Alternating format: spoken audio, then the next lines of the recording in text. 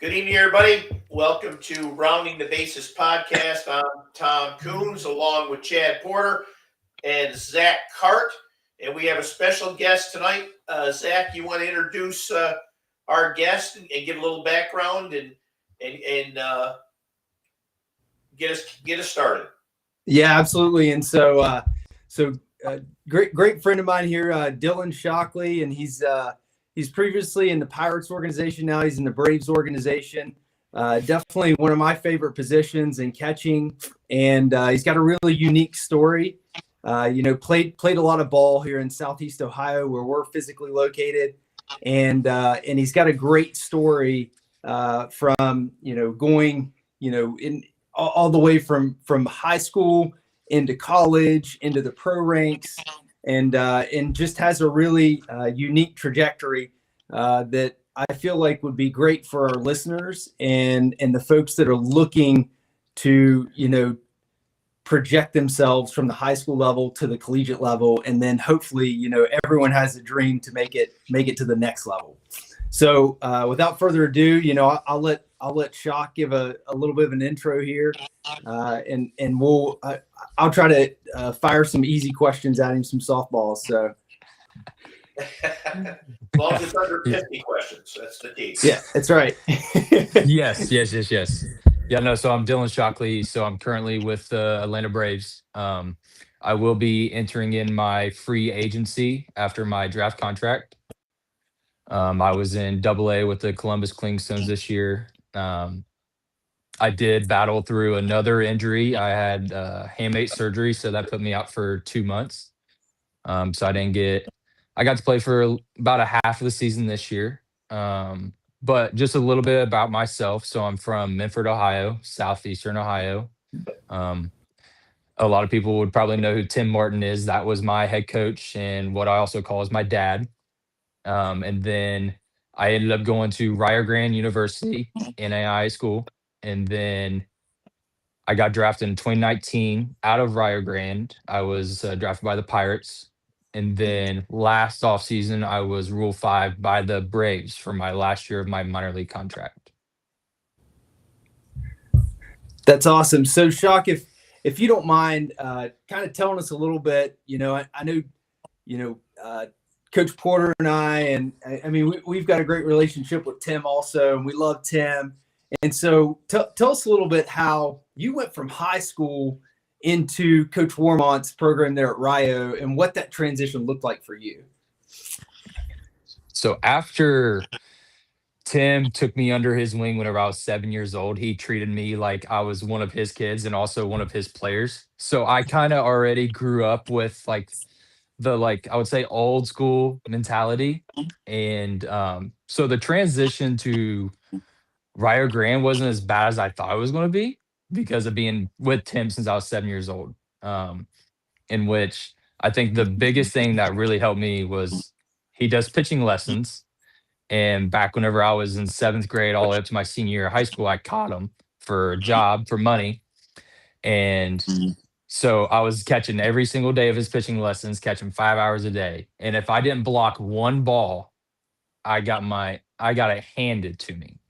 And so, I mean, that's in the off season of being a seventh grade kid. And it was just like, okay, I got to block every single one of these balls, even though it's just pitching lessons. And then going into college, that was the biggest thing with Warnemont. It was, I don't care where that ball's at. You got to keep it in front of you. And it was like, well, okay, I've been doing this for about 6 years now. I think I can do that. But no, I think the transition into playing at Rio Grande from being with him for all those years, it made that transition easier. Now, being on your own, doing your schoolwork, baseball was more of a job than just being at home, food being made for me by my mom and dad, whatever. And then it was doing all those things on my own. So that part of the aspect was a little bit it was tougher. But within the baseball aspect, I mean, I think Tim, he knew what he's doing with me. So what made Rio the right place for you? So the reason why I went to Rio was, so one, it was technically the only scholarship I had.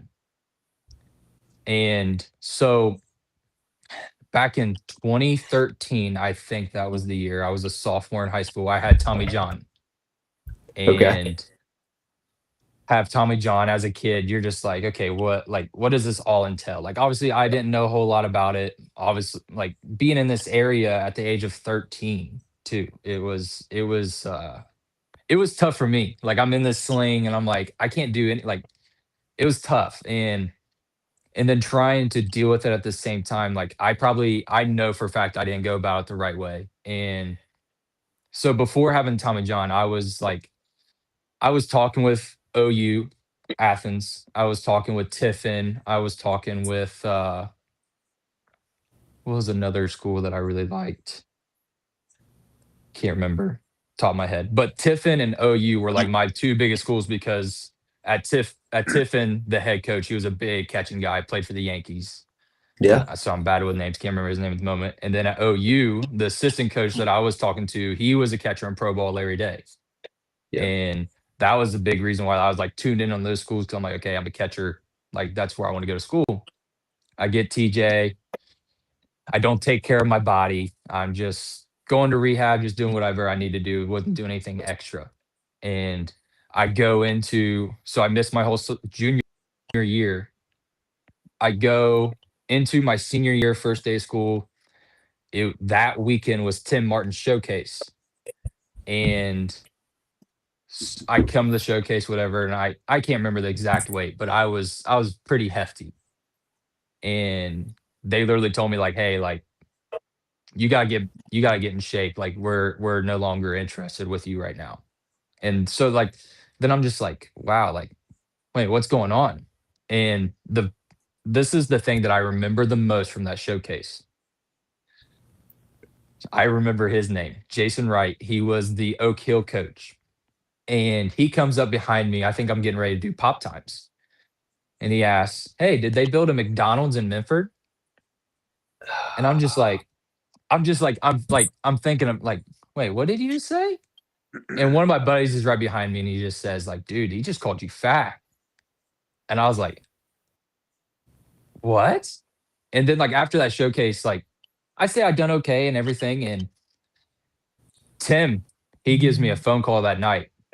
He says, hey, you're losing all your looks right now. You got to get in shape.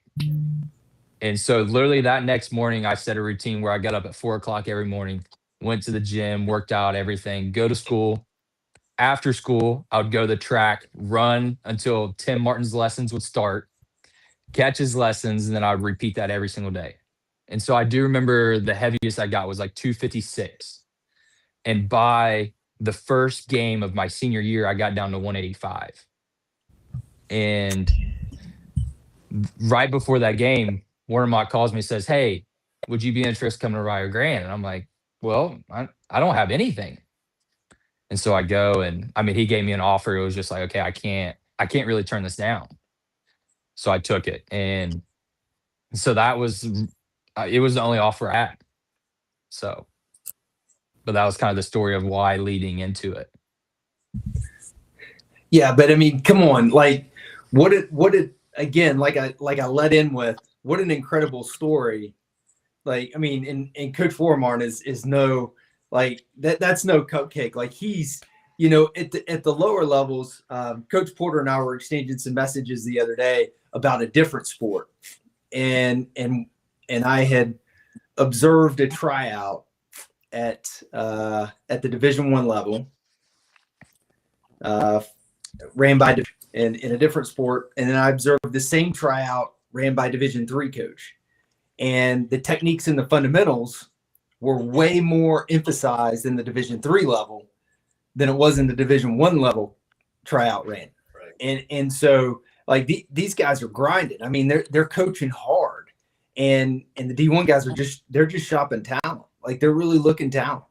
And so like, I mean, that your story is a testament of just, you know, figuring it out, going out, putting in the work and grinding through it. And that led you to where you are today, which is pretty damn cool. No, 100%. 100%. I think what's neat with that is is a lot of kids who just say, well, it's over. I'm done. And, and you persevered, you made it, and here you are. I think that's a And testament so, to and like I went there as well, because after that showcase my senior year, I'm like, well, my dreams just went down the window. And I think a lot of people would also agree with me. I wouldn't say I turned into the ball player I really did till like I'd say after halfway of my freshman year is when I really developed. And it was like, I remember whenever I went to Rio Grande and everything, I'm like, well, NAI school, like chances of getting drafted are very, very, very slim. Like, let's get a degree and let's just have fun with it. And it was like after the first month, I get invited to this MLB draft link, and I'm like, what is this? And like, I remember calling Tim. I'm like, hey, what do you know about this MLB draft link? And he's like, wait, who sent it to you? And I think my first one was the Nationals. And he was just like, hey, that's pretty neat. And like, obviously, I'm a kid in the candy store. I'm like, oh my gosh, maybe this can really happen. Yeah. And then at the end of my freshman year is whenever I think I got like 5 or 6 more. And I'm like, oh my gosh. And so then that really, really opened my eyes. And I'm like, okay, I can make this happen. And then I think that's what made me want to work even harder. And so I like bringing up Brad. And like, obviously, everyone knows Rio Grande is definitely one of like the toughest schools to play at. But I think the reason why I really enjoyed it, because I loved baseball as much as he did. Like, he loved to grind, and like, and that was the thing with me. Like, yeah, there was no rules, regulations, how long you could practice, like what their workout schedules were, but it was like I loved it. And it was just like being at the ball field till dark, because we didn't have lights, which kind of thankful. If we had lights, who knows how long we'd get out there. But it was, but playing under Brad, I think that made it the transition to pro ball, even it made that easy, because I think you kind of said it, like D1, they just kind of like, it's just true natural talent, shop around, like, you know what I mean? And then like pro ball, it's kind of like you're on your own. Like, no one's pushing you. It's just how bad do you want it? And I really think the NAI grind made me, be honest. How many kids, there's another message here, and that's a message about toughness, right? How many kids would have backed down when the coach said that they build a McDonald's in Minford? I mean, Look, kids don't understand. I tell kids every day, I tell people all the time, this is the toughest game in the world, right? Mhm. And people do not understand. Kids don't understand that how hard it is, and the amount of toughness you have to have. And playing for Coach Warnermont, Brad Warnermont, I played against him as a player. I coached him as a coach. He's a friend. We have 2 kids at Rio now. He's one of the best baseball coaches I've ever been around. He's old school. He's tough. He cares about his players. I was at Rio one time watching the school I was coaching at in college was playing there. And it was late at night, like Christmas break late at night. And I went back to say hi to Coach. And he was in the classroom, in his office, excuse me, not classroom. He's in his office with a player going over a schedule, a class schedule, and mentoring him on a class schedule for the next month. And I'm telling you that this had to have been, my school was out of school already for final exams. But that's the kind of man he is, and yes, kids need that. Like, and like, this game is hard. And the other thing is, Tim Martin was Tim your high school coach all 4 years? Yes.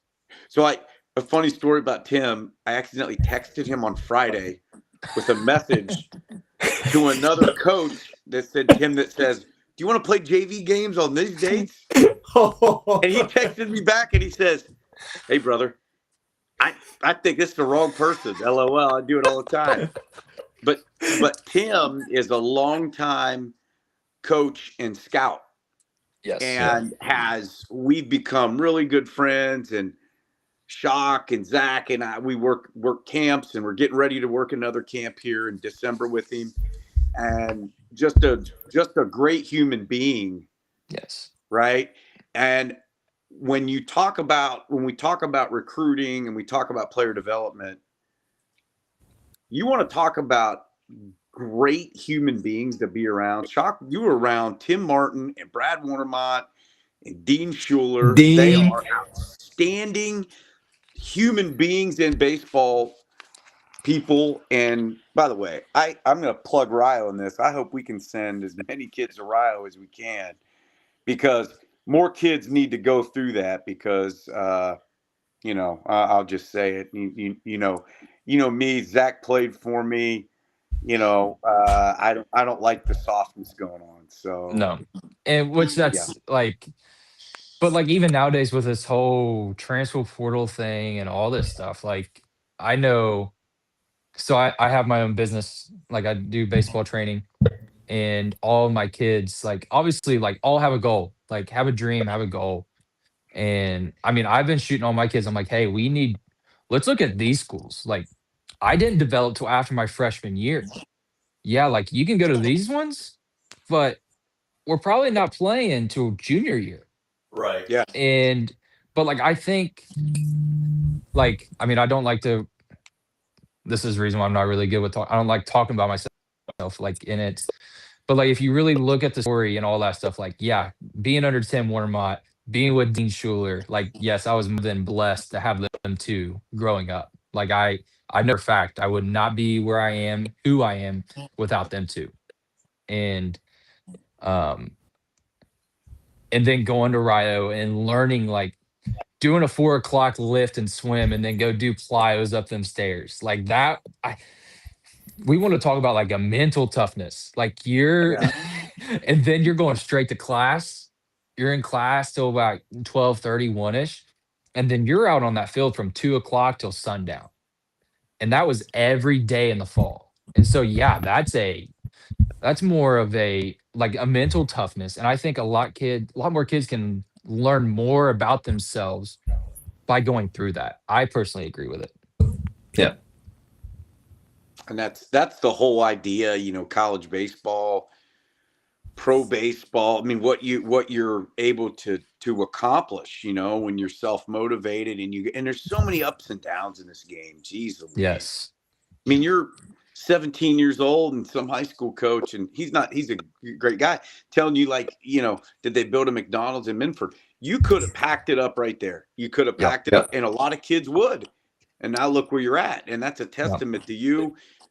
More kids need to develop that skill of bouncing back. And most importantly, what you did was you looked yourself in the mirror and said, all right, I want this really bad. Maybe these guys are right. Yeah. No, I mean, it struck me. Like after my friend told me, he's like, dude, he just called you fat. And I was like, okay, this ain't happening again. And I remember it got to the point, Tim was like, dude, like you're doing a little bit too much. And I said, no one's going to call me fat. That's for sure. And it was like, I want this. I said, I've played this game since I was a little kid, done all these travel teams and all this stuff. It was like, this is what I want to do. I want to play Major League Baseball. And yeah, and I think that's a lot of kids see the picture of like, oh, I want to go get drafted. I want to go play in the big leagues. But they don't really understand the path. Like you said it, there's a lot of ups in this game, and there's a whole lot more downs in this game. And what I found out is there's more downs, but it's off the field stuff. And it was like, I mean, I've had 7 surgeries now since having my first one is Tommy John at 13 years old. And I think that's growing up with Tim and having the mental toughness. Like I remember like every surgery that I ever had, and it was like, okay, tell me what I need to do. Let's get to work. Like that was my mentality. And it's always been that way. Mhm. And I do know I'm the person, like, I'm going to give you the facts. I grew up that way. And I think that's what a lot of kids are missing, because you said it, like if someone said like, hey, did they build a McDonald's in your hometown? Like, I think nowadays a lot of kids would, like, they would just be like, okay, I'm done with this. Yeah. And a lot of kids are missing that nowadays, and that's the reason why like I started my shotgun baseball development, because I think it is more about like the worth ethic and all this stuff. And then it's like you're going to find out like that translates into your game. It really does, because the game, like, yeah, like you got to have a little bit of like, obviously, you got to have some type of baseball ability, but the mental aspect of it and how you go about it is what makes that work. Well, I think what you're saying right there is the key, because there are college sports now give you so many outs if it doesn't go your way. Yes. Mhm. And a guy or a girl in softball who is mentally tough, and I was brought up, I'm a little bit older than these guys, but I was brought up in that mental toughness, the Bobby Knights, the Augie Garrinos, Mhm. that era where you could either say, well, I'm going to do this, and if you said you were going to change it, you went home and your parent told you you're going to do this. Yep. It's that type of thing. And I just think that the mental toughness that you're talking about is what's really missing a lot of times. Yes. A, to get you successful, and B, to get your future planned. Yes. And there's just so many easy gaps that you have to get out now, or I don't like this, I'm going over here. But which is what we're teaching kids at a very young age right now with travel baseball. Correct. Okay, I don't like this. Where am I going? I'm going to go play for this guy. I'm going to go play for this guy. And now with transfer rules in high school, it's happening in high school. So here's what we're doing, right? So we're teaching this. We have this learned behavior because kids are around, all these kids that bail off these teams from a very young age. Then they get to high school and they don't like something. So what do we do now? Because a lot of states, not necessarily Ohio, have loosened their transfer rules. And I go here. Then we get to college and the same thing happens. Well, guess what? Right. Guess what? Now you're lucky enough to get the pro ball. What happens? Well, guess what? Your learned behavior was completely different, and your mental toughness has allowed you to grind through. And you took people around you who told you the truth. You didn't act like they were unhinged. You said, no, they're being honest with me. I respect that. I'm going to go work. And now look where you're at. Like, so there's something to be said for all that. Yeah. Dylan, you know who Dylan has to thank for this? The Oak Hill coach. Yeah. Because he actually listened to what he said, not how he said it. Yep. Yeah. He could have listened to how he said it, it would have crushed him. Mm-hmm. But you did something about it, and that's who you are today. Yeah. And that's the thing. Like I said, I definitely know I wouldn't be who I am without Tim or Dean growing up. But then Right. like I remember whenever, like, I still see Jason here and there, and I just always I'm like, hey, dude, thanks. Like, I actually give you a lot of credit because you hit that button, whatever, and it fired me up. Like, and like, honestly, who knows what would have happened if that comment was not made? Who knows? Yep. And Right. so, and it's just like, obviously, yeah, I mean, it could have turned out totally different, but like I always look at that thing. Like I remember that in the back of my head, like any day. And I'm thankful that it all worked out and the hard work paid off. And like I remember going up to my mom, I'm like, Mom, we gotta redo my senior pictures. Because it was literally a night and day difference. Busting out my baseball pants to where it was like, who is this dude? And like that, I think, like after I seen those pictures and like I have them side by side, I'm like, oh wow, that's like I look back at it and I'm like, wow, how did I do that? Because like now being a dad and all these things, and like some days you're just like it's kind of hard to like want to go like in here, work out, whatever. But it was like I done it at 18. Like it was, and Right. it's just like wow. Like it really shows like how much work and effort you have to put in to be the best you can be on the field. All the stuff you do off the field that helps you on the field.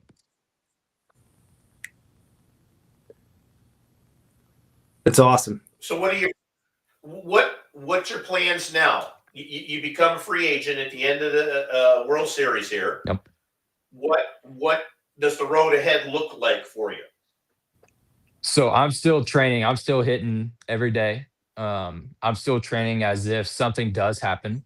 I mean, I've had a lot of conversations with obviously Tim, my agent, my wife. Um, it's definitely something I don't want to give up on. Like because Right. the year and a half before, like, yeah, I was in AAA with the Pirates, and it was like, wow, like being around guys that've been in the big league level, and it's like, wow, I'm that close. I'm that close. And then getting picked up in the Rule 5 is like, okay, here we go. Here we go. And then Braves they signed some guys, whatever. And I was like, okay, the biggest thing I think I definitely learned within my career, and I think it would definitely help a lot of kids nowadays. You have to dominate the level that you're at before you move on. And so whenever they told me like, hey, you're going back to AA, it's like, okay, I got to dominate here. I have to dominate to get back up to AAA and then be on the cups of like, okay, can I get back? Can I make it to the big leagues? And I didn't have the year that I wanted. It was definitely, I remember talking to Zach about it a couple weeks ago. It was more of a mental grind season than it was a physical grind season. And had the handmate surgery. And then while I'm on rehab, have my first son. And like it was just a lot of having him, it was like a true blessing. Like it's crazy how much just your first son can change your eyes and like you just change as a human being without even noticing it. And so but no, I'm still working towards like, okay, I need to be ready if I get a free agent deal. Like what happens if it happened? What if I get it February 1st? Spring trains in a week. I gotta be ready. And so my whole mindset is like I'm training this off season as if something does pop up. And if nothing does, then it's like a parent told me this the other day and like it kind of hit with me. Like being in Southern Ohio and we're talking about me going to Rio Grande, being an NAI kid and being a very late draft pick. Like yeah, like being in AAA, like I'm that close to it, but like that's kind of like big leagues for like any kid would die to be where I was at. And so it just kind of like made me like sit back and think like, yeah, if you would have asked the 10-year-old kid, like, hey, you would have done this, I would have laughed. And so it was more in lines like if it doesn't happen, it's just like I think I gave it all 110% that I had. And then the next step is I want to help kids go through what I went through and help them within like the route that I took because like it is like the mental toughness enough. And that's the big reason why I wanted to start my Shock 'em because I want to help kids get to the next level and show them a route that works for them. And so bottom line, like, yeah, I'm still training as if I want to play. But if it doesn't happen, like my mindset is, okay, I want to help kids like Tim Martin did for me. Yep.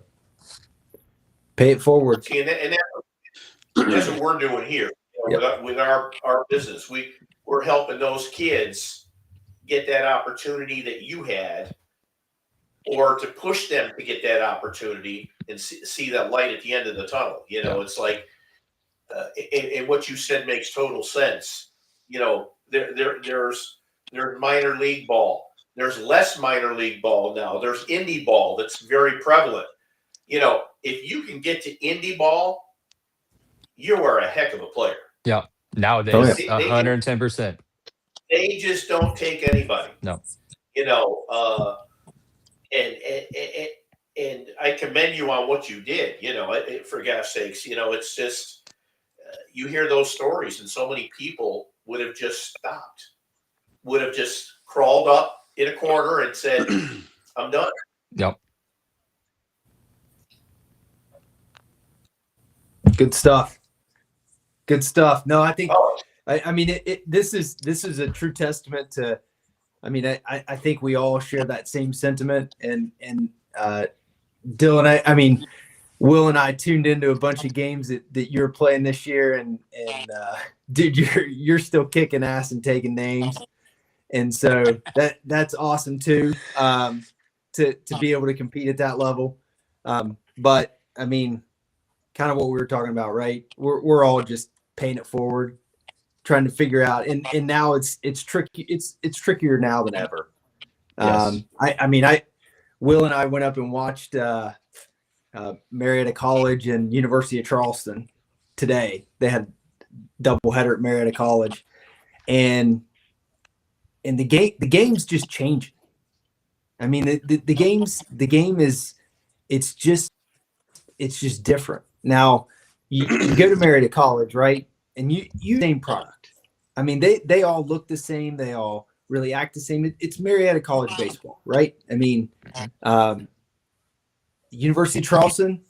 I know Coach Porter probably watch these guys and they're like, man, that's not the same UC we've seen before. That's not the same University of Charleston that was under Andrew Wright. And so really navigating those waters. I mean, that's D3, D2 waters. It's just tricky, right? I mean, it's tricky, and seeing a lot of these players and I'm looking at this guy and I'm like, well, I can match him up against another guy that I know. And it's just like, whew, well, you know, we're here to help, right? Here to help navigate those waters. Yeah. So, hey, Dylan, we get a lot of viewers that watch this podcast.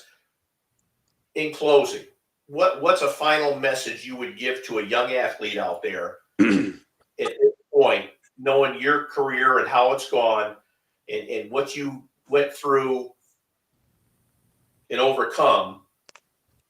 What's a message you would give them for somebody who's looking to get to that college level or above? Well, so watching myself right here, I just now noticed my banner over here, and I don't know if anyone else can really see it. But if anyone can see that, I think Bet on yourself. Yeah. That was one of my biggest things. And that was, I remember kids were always like, dude, like you're in Memphis, Ohio. Like you're not, because I was literally baseball 24/7. And they were just like, dude, like you're committed to Ohio. Like you're not going anywhere. And it's even in my motto within Shockham is the process is more important than the product. And that's my favorite motto of all time. Because like how you get there is what's more important than what you actually are. So it's everything you do for that finished product. It's like cooking your favorite meal. Everything before it's finished is the most important process of it. And it's just knowing like what you need to do to get it to that next level. And I think the biggest thing is having a great work ethic, having a great mindset about it, and just get to work. Like, I think it's not an issue for, obviously all you guys are doing an amazing thing and I love it. It's, if kids need help, like reach out. Like, obviously there's a bunch of people that's been through the process, help the process, help you guide in the right direction.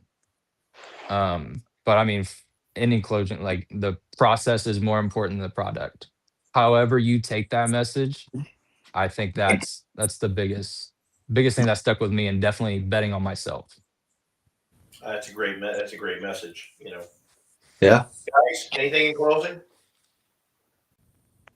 Thanks for coming on. It's been great. Yeah, Shock. Appreciate it, man. No, I yeah, appreciate this is good, Dylan. And like I say, anybody that wants some information from Dylan, just email us at Ahead and Account Recruiting, and we'll get it up to him. Otherwise, we will see you next week. And Dylan, thank you for being on with us. Thanks for watching. Thank you for having me.